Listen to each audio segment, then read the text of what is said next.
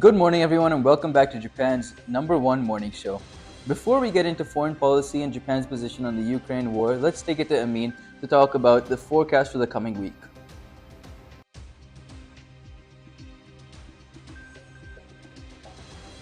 Good morning, Rosa. In Tokyo today, we're going to see a cloudy week for the most part, with the exception of clear skies on Monday and slight showers on Thursday.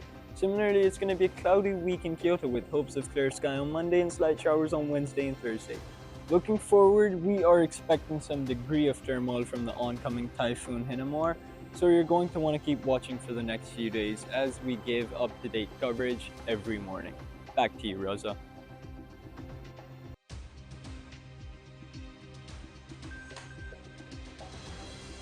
Wow, thank you for that, Amin.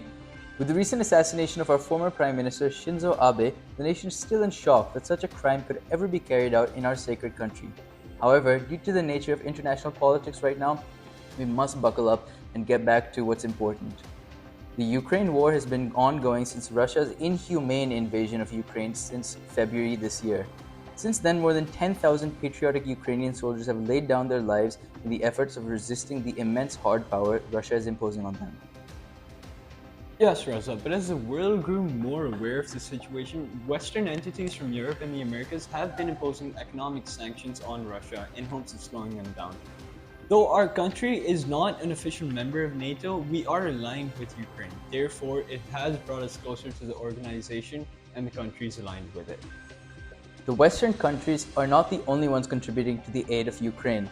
Japan provided $166 million in emergency grants for the humanitarian support of Ukraine.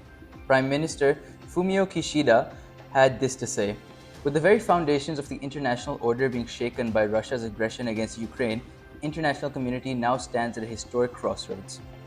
Additionally, Japan has pledged to provide roughly $600 million in order to financially support Ukraine, and they have also revised their policy guidelines on transferring defense equipment following requests from the Ukraine government. But Japan is not solely focused on economically contributing to the situation. Our government has also granted safe harbor for refugees from at least 70 countries. The Japan Association for Refugees has a staggeringly low approval rate for refugee applications, though we hope that the outgoing refugees from Ukraine will help to increase the number of accepted refugees. Prime Minister Fumio Kishida promised to accept asylum-seeking friends and family for the 1,900 Ukrainians already living in Japan. Just a month after our Prime Minister vowed to provide that asylum, Justice Minister Yoshida Furukawa stated that the government as a whole will continue to provide close assistance to evacuees.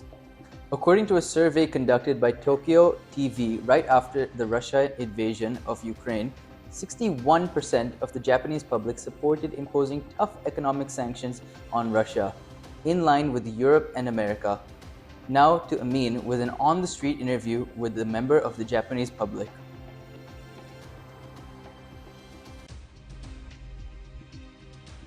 Hi, thank you for that, Rosa. Currently, we are in the streets of Tokyo looking for a target to interview. You!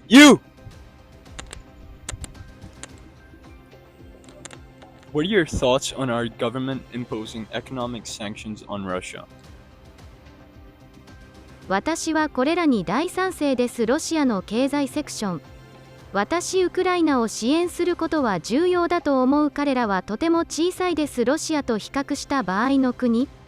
そして日本は大きな強い国です。最高の国。そしてそれは私たちのものです。小さなものを守る責任自衛できない国。Those words just came out of that man's mouth. Back to you, Rosa. Wow, thank you for that, Amin. It's great to see such solidarity for Ukraine from our citizens. That'll be all for today, but this situation is still developing and new updates will be coming out every day. So make sure you tune in to Japan's #1 morning show every day to keep up with the news. I'm Raza Nasrullah, And I'm Amin Bashir. and we'll see you on the flippity flop.